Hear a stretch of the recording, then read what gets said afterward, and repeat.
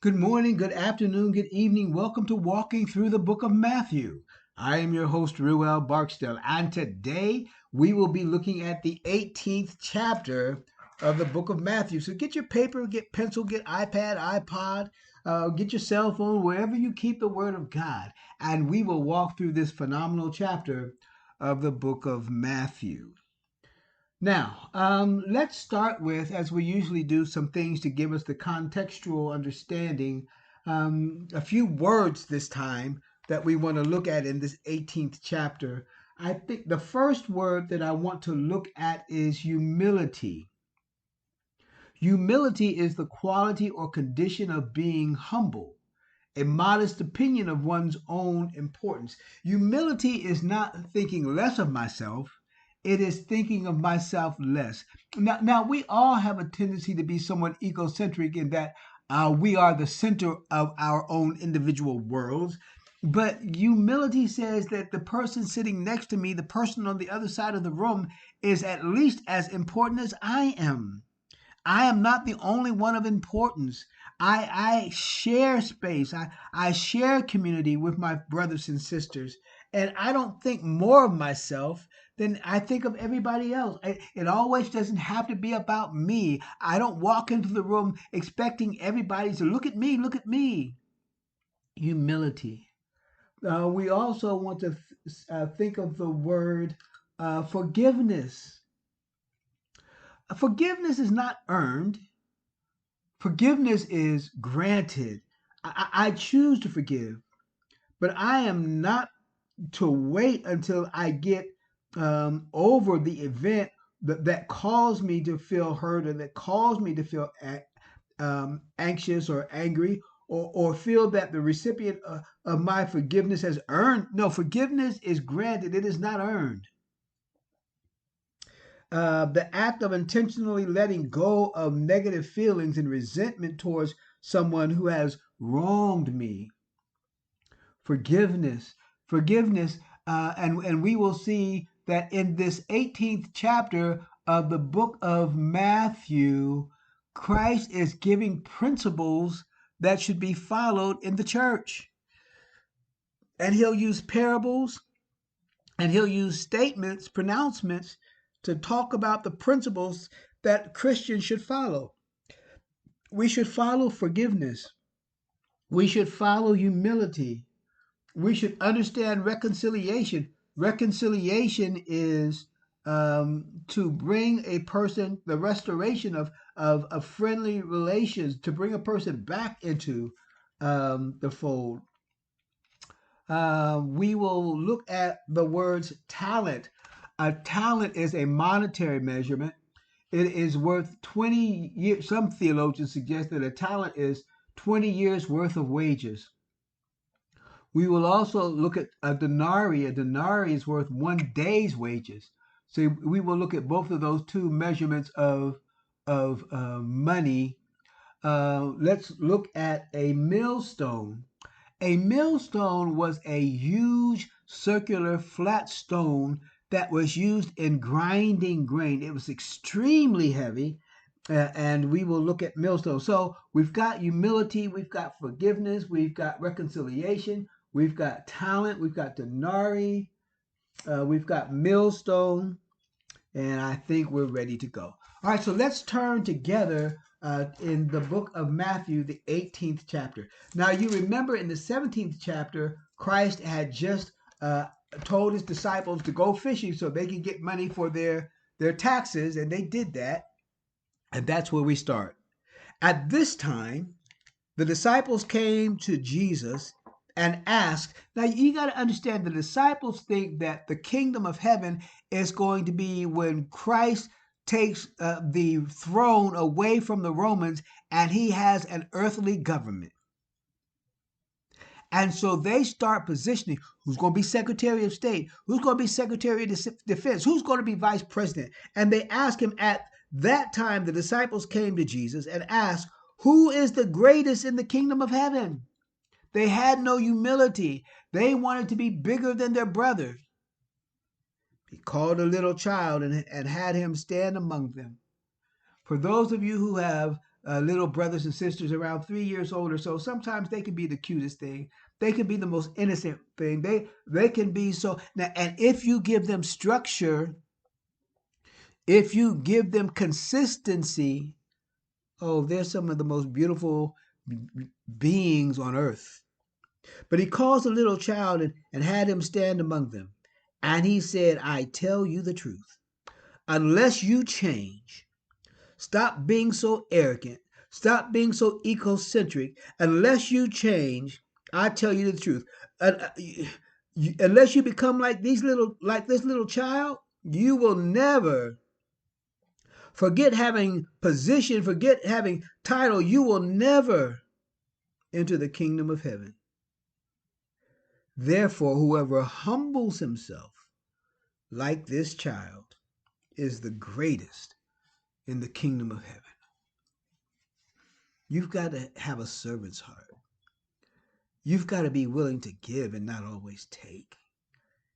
You've got to love your neighbor. And whoever welcomes a little child like this in my name welcomes me. Now, some theologians would suggest that later, as Gentiles would start to join the Christian movement, we would refer to them as children. Don't look down on them. Don't hurt them. Don't think that they're less than you. Don't think that you're more than them. And whoever welcomes a little child like this in my name welcomes me. But if anyone causes one of these little ones who believe in me to sin, it would be better for him to have a large millstone hung around his neck and be drowned in the depths of the sea. Woe to the world because of the things that cause people to sin. Woe to TikTok and Cinemax and Snapchat and Facebook and Instagram and the movies and the music that entice these little children to move away from me. Woe to the world because of the things that cause people to sin. Such things must come, but woe to the man through whom they come. If your hand or your foot causes you to sin, cut it off and throw it away. It is better for you to enter life maimed or crippled than to have 2 hands or 2 feet and be thrown into eternal fire. And if your eye causes you to sin, gouge it out and throw it away.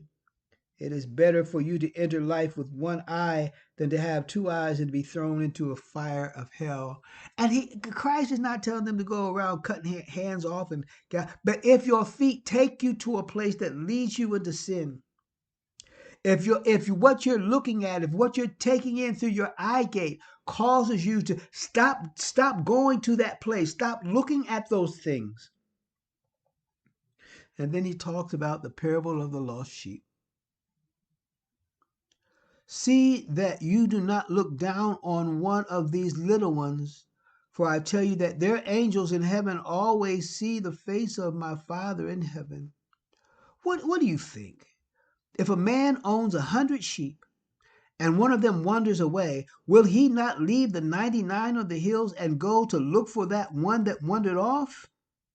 And if he finds it, I tell you the truth, he is happier about that one sheep than about the 99 that did not wander off. In the same way, your Father in heaven is not willing that any of these little ones should be lost. I think sometimes we forget the reality that at some point in life, each of us is the one.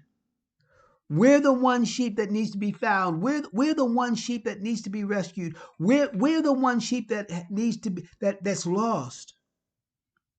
And so you have some people in the church. Why we got to worry about them? I've been coming to church every Sunday. I've been coming to Bible study every Wednesday. I've been paying my tithes. I've got a daily devotion. Why are you so worried about them? Let them go.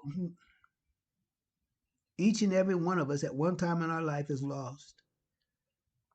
And God is gracious enough, God is merciful enough to compel us to come unto him. And then he talks about the brother who may sin against you, who stands in need of forgiveness. If your brother sins against you, go and show him his fault. Just between the two of you. Don't post it on Facebook. Don't blast him on Instagram and Snapchat and TikTok. Don't call your friends and start a gossiping campaign. If your brother offends you, if he sins against you, go to him. Just the two of you.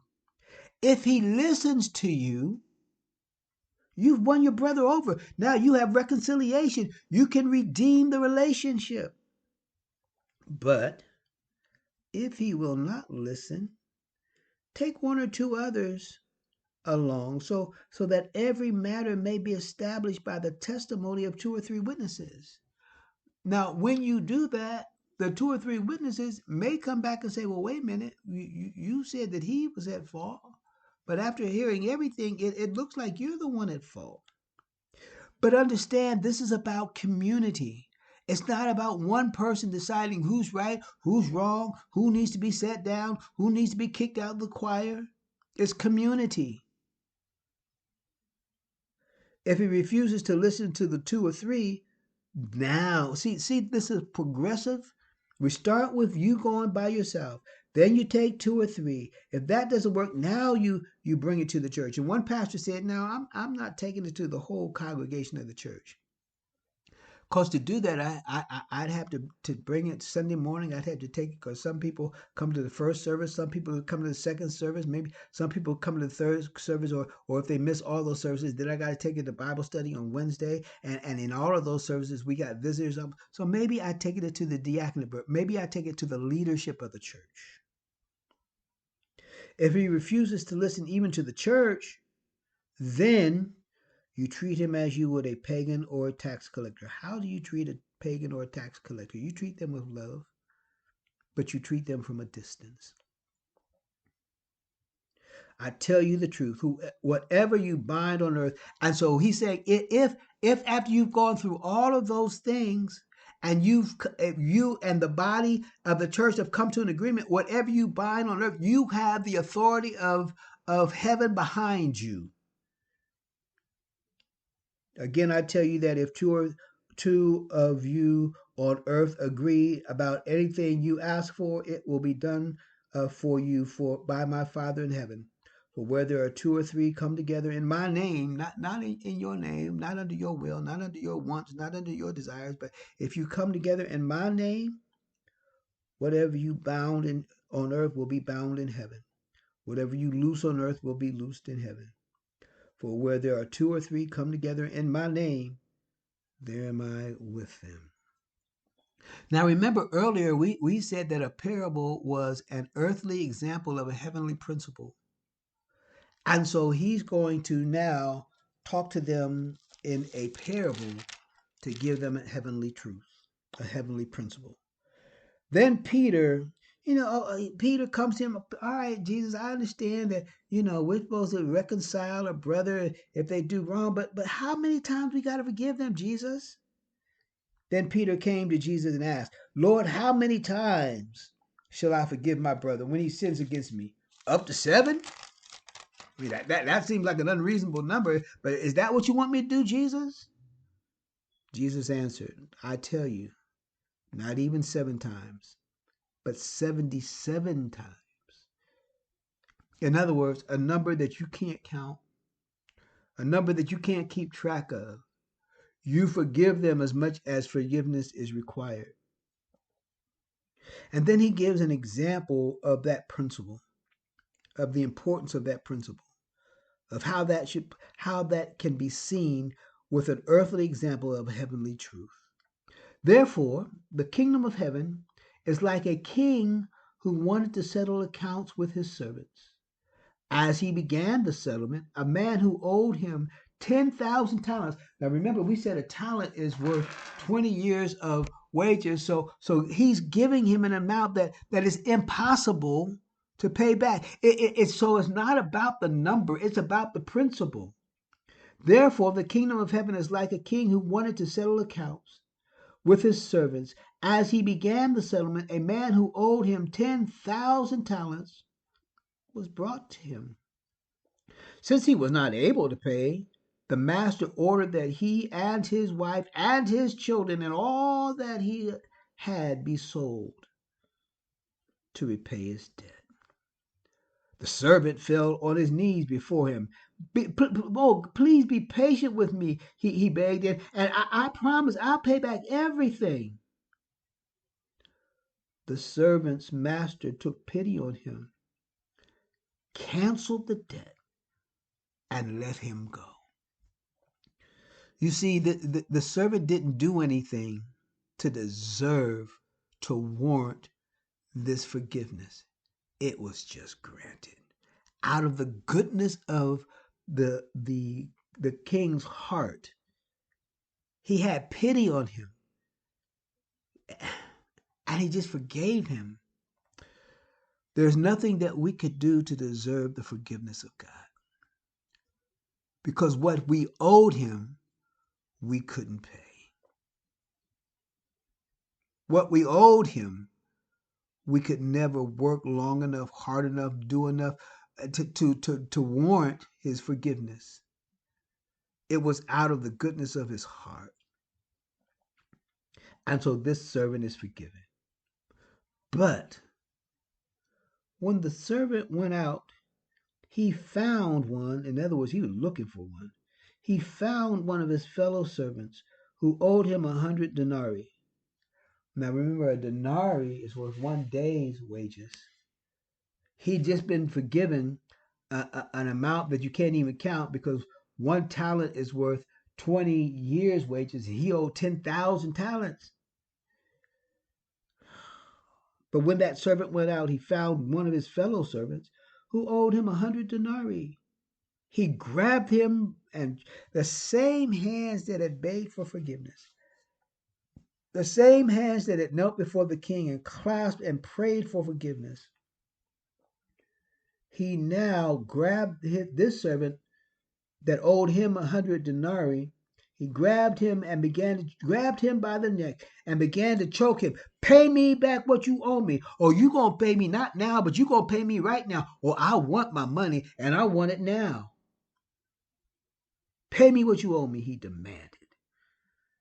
His fellow servant, just as he had done, fell to his knees, and just as he had done, begged him, be patient with me, and I will pay you back.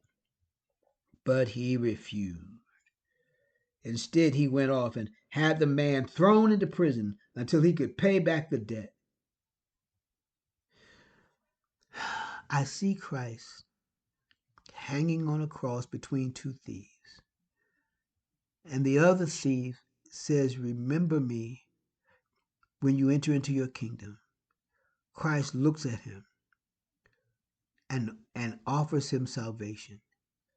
He looks at the soldiers and he prays, God, Father, forgive them, for they know not what they do. Now let me ask you, what has anybody ever done that would be worse than you're being crucified for crimes you did not commit? And yet he says, Father, forgive them. We didn't earn that. The soldiers at the foot of the cross didn't earn that. It was granted. And yet we are so slow to forgive those who we say have wronged us. Are we like this evil servant? His fellow servant fell to his knees and begged him, be patient with me, and I will pay you back. But he refused. Instead, he went off and had the man thrown into prison until he could pay back the debt. When the other servants saw what had happened, they were greatly distressed and went and told the master everything that had happened. Then the master called the servant in. You wicked servant, he said. I canceled all that debt of yours because you begged me. Shouldn't you have had mercy on your fellow servant just as I had on you? In anger, his master turned him over to the jailers to be tortured until he could pay back all he owed. This is how my heavenly Father will treat each of you unless you forgive your brother from your My brother and sister, the 18th chapter, he's teaching heavenly principles. He's laying down the foundations of the church. He's training his disciples for how to treat each other. And all of this we can take and put it in the 21st century, showing us how to live. Oh my God, thank God for his word. It will show us how to walk in his way. So listen, next week we will go to the 19th chapter of the book of Matthew. And so until then, tell a friend, tell an enemy about our walk through the book of Matthew. And perhaps by the time the next week is over, you and your enemy will be reconciled. You'll be friends. I love you. God loves you more. I hope to see you next week. Bye-bye.